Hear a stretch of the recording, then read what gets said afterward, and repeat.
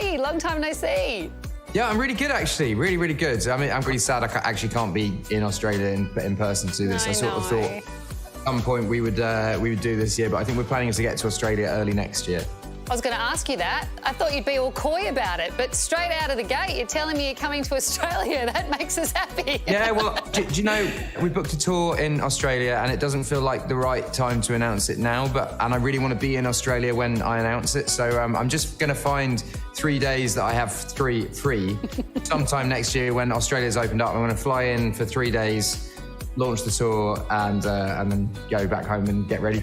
Hey, the album is fabulous. I listened to the whole thing from beginning to end today. It was a roller coaster. It was like tearing up at parts and then wanting to party at others. Is that how life's felt a bit for you in the last few years? Yeah, I think, you know, I was kind of talking to people about this album, and I feel, you know, they're saying, what's the concept? And I'm like, there's not really a concept. It's just me at 30. And like, Plus was an album that I wrote when I was 18 about me being an 18-year-old, and it was all the roller coasters of being an 18-year-old, you know, falling in love, friends going to university, sleeping on sofas, moving to London, all of this stuff. And that seems quite trivial, but at the time it was so important to me. Whereas now, all the stuff that's been happening to me is not trivial and still quite important, but, you know, turning 30, becoming a dad, getting married, losing a friend, you know, just trying to figure out who I am at 30. And I'm glad you say it took you on a roller coaster, because I definitely didn't want to make 14 bangers. I wanted to have an album that just had a journey and moments. So one of the lines in there that really grabbed me is that you said that you've never really been scared of death, but now there are so many moments that you want to see happen. Yeah.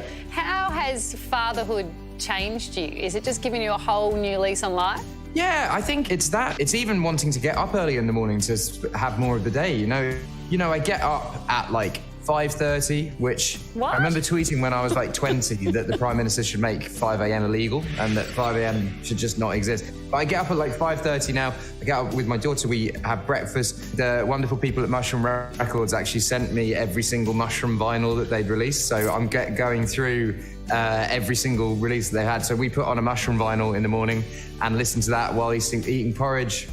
And then I take her into the gym and we do gym together. I mean, she's not doing weights or anything. She's just sitting there playing. But, you know, and that's the first like 3 hours of my day. And then I get to work and I'm promoting a record that I really love. It's just my lifestyle has just shifted to, it's a lot more wholesome and I get more out of the day, I think. 'Cause I don't care when I'm with my baby, yeah. All the bad things disappear.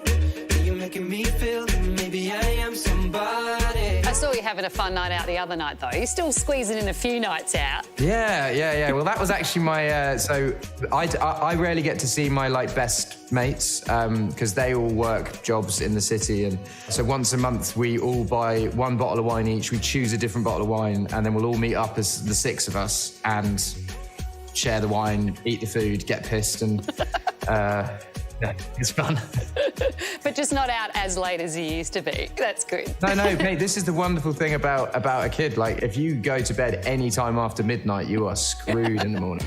Ed's partner Carrie gave birth to their daughter Lyra in August last year. And Ed's already looking ahead to the potential ups and downs for Lyra having a superstar dad. Much like my career, there'll be positives and negatives to it. And I think there's going to be a lot of difficult conversations to have with her early on about, you know, how people are going to treat her. And yeah, I just think there's baggage that comes with it, but there's also like nice stuff that comes with it. You know, my job is super flexible, so I'll get to spend lots of time with her.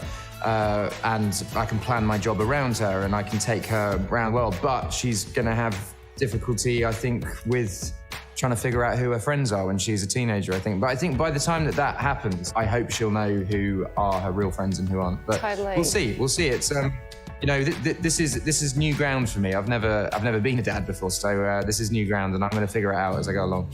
A late addition to the album is Visiting Hours, featuring Kylie Minogue and Jimmy Barnes, which Ed wrote for the late, great Michael Gudinski. In March, Ed performed the song at Michael's memorial service. But I know what they'd say, but it's for the best. So I would live life the way you taught me and make it on my own. Is it still an emotional song for you to perform? Is it getting any easier to perform, or every time you feel that sort of pull in your heart? Not so much anymore, because I think it actually belongs to everyone else now. And what I find beautiful about that song is grief is such a solitary thing, and you go, no, I don't want to speak to anyone. I just need to be locked away until I've figured this out.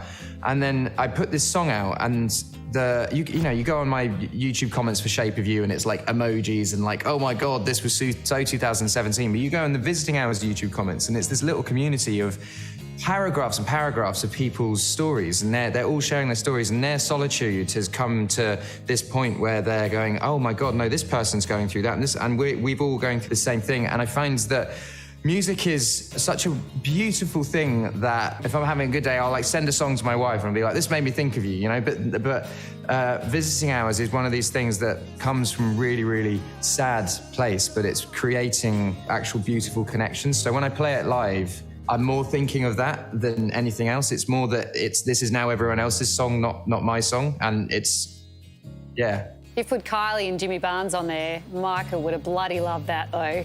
Oh, I know. He was, do you know, there was lots and lots of talks over the years of me writing for or with Jimmy. I'd met him a few times at Crown on late nights with Michael, and Michael's obviously always been Team Kylie, and we've always hung out. And yeah, I just thought it would have been fun to put them on the tune, and they did such a great job. And it's just so nice to have them all on that one song. I'm in love with the shape of you. We push and pull like a magnet do. Although my heart is falling too. I'm in love with your body. Just after we spoke, the unfortunate news broke that Ed and his daughter had tested positive for COVID. Ed says he's doing well, and I've got a feeling as soon as he's recovered, we'll be seeing him down under for more info on that Aussie tour. Oh, yeah, cool. See you in a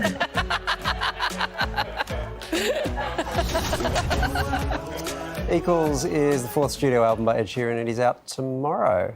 Not one COVID question. No, I was surprised Carrie didn't ask about it.